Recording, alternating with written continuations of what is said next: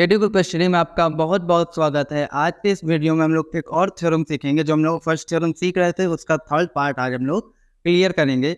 इससे पहले कि हम लोग आगे बढ़े, आप अपने प्यारे से चैनल टेडी ग्रुप स्टडी को सब्सक्राइब कर दीजिए, जिससे हमारा 1000 सब्सक्राइबर जल्दी से पूरा हो जाए और हमें लाइव आने का मौका मिले। अब बिना किसी देरी के अपने टॉपिक पर आते हैं।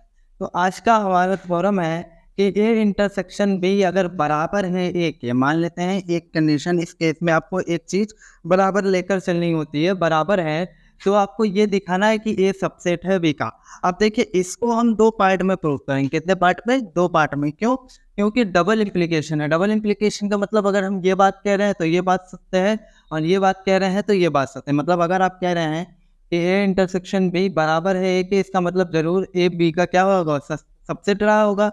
और ए इंटरसेक्शन बी सबसेट है ए का, तो आप कहेंगे कि ए इंटरसेक्शन बी बराबर होगा ए का। तो चलिए पहले इसको लेकर चलते हैं, पहले इसको मान कर चलते हैं, इसको प्रूव करते हैं, फिर इसको मान कर चलेंगे और इसे प्रूव करेंगे। तो चलिए देखते हैं।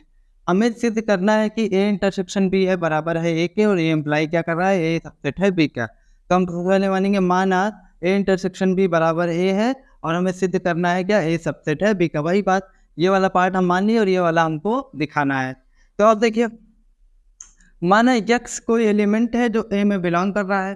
तो अगर x एलिमेंट ए में बिलोंग कर रहा है तो x ए इंटरसेक्शन बी में होगा। अब कैसी बात कर रहे हैं, इंटरसेक्शन बी में कैसे पहुंच जाएगा? देखिए, यहाँ बोला ए इंटरसेक्शन बी बराबर है ए के, मतलब ए और बी बराबर होंगे तभी तो ए आया होगा। तो मतलब जो एलिमेंट ए में है वही एलिमेंट बी में है, तो हम लिख सकते हैं x is belong to A intersection B में है। ठीक है। अब देखिए, अब इंटरसेक्शन की परिभाषा से आप इसको तोड़ेंगे तो x is belongs to A and x is belongs to B. तो x ए में भी x बी में भी, इसका मतलब x बी में मौजूद है ना। इसका मतलब हम कह सकते हैं अगर x ए में मौजूद है, x बी में मौजूद है, तो हम कह सकते हैं a क्या है? सबसेट है b का। इसी प्रकार आप आगे देखिए। अब देखिए, a इंटरसेक्शन b बराबर हो गया a के। अगर बराबर है तो हम ये कह सकते हैं a इंटरसेक्शन b बराबर है a के। मतलब हमारा पहला पार्ट प्रूफ हो गया कि अगर हम ये कंडीशन सत्य मानकर चलें तो ये कंडीशन हमको मिल जाएगी। अब देखिए, माना x, अब देखिए अब हमें क्या करना है? अब हमें ये वाला पार्ट ले लेना है और ये वाला पार्ट प्रूफ करना है। तो फिर वही बात है, चलिए करते हैं। पुनः माना a सबसेट है b का। इस बार हमने क्या माना? a सबसेट है b का, और हमें सिद्ध करना है कि हमें क्या सिद्ध करना है? a इंटरसेक्शन b बराबर है a के। मतलब ये बात हो रही है तो ये बात हमको सिद्ध करनी है। तो इस बार हम जो है एलिमेंट मानेंगे किसमें? a में। माना x एक स्वैच्छिक मतलब होता है अपनी इच्छा से कोई अवयव हमने लिया है। माना x एक स्वैच्छिक अवयव है। अगर x बिलोंग्स टू a है तो हम लिख सकते हैं x belongs to a intersection है। वर्गसम नियम आप पढ़ते होंगे, तो इसमें बताए थे हम कि a इंटरसेक्शन a बराबर a ही आ जाता है। तो वर्गसम नियम से हम कह सकते हैं अगर x a में है तो x बिलोंग करेगा a इंटरसेक्शन a में। अब a इंटरसेक्शन a में है तो x जो है a इंटरसेक्शन b में मौजूद होगा। क्यों? क्योंकि a सबसेट है b का। शुरू में ही हमने बताया कि आपको ये वाली बात तो लेकर चलनी पड़ेगी ना, ये वाली बात आपको लेकर चलनी पड़ेगी, और आपने माना भी है कि ये सबसेट है b का। तो अगर a सबसेट है b का तो आप ये कहेंगे कि जो एलिमेंट a में है वही एलिमेंट b में भी होगा। तो a सबसेट है b का, तो हम क्या कर सकते हैं?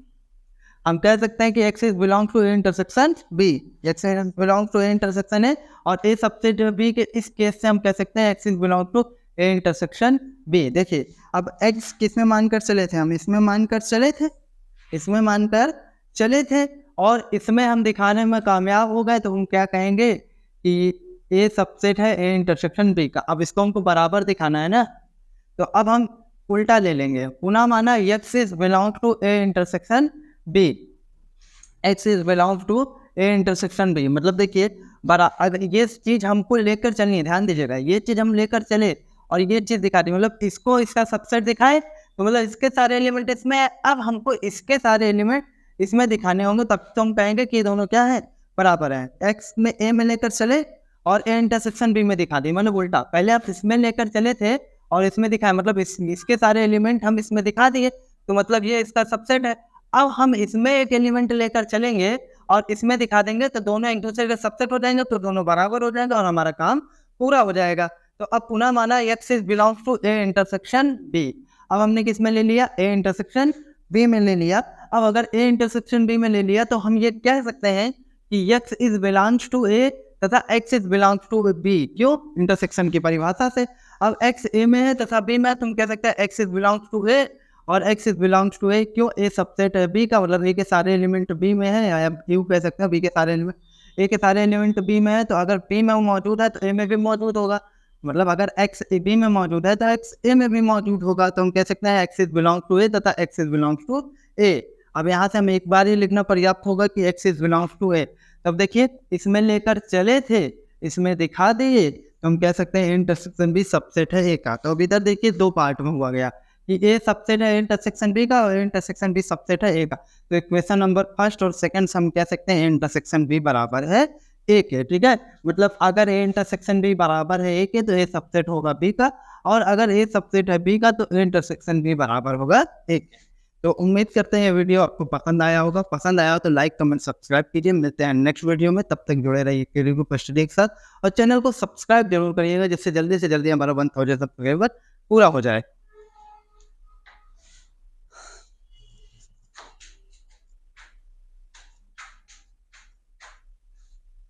Yeah.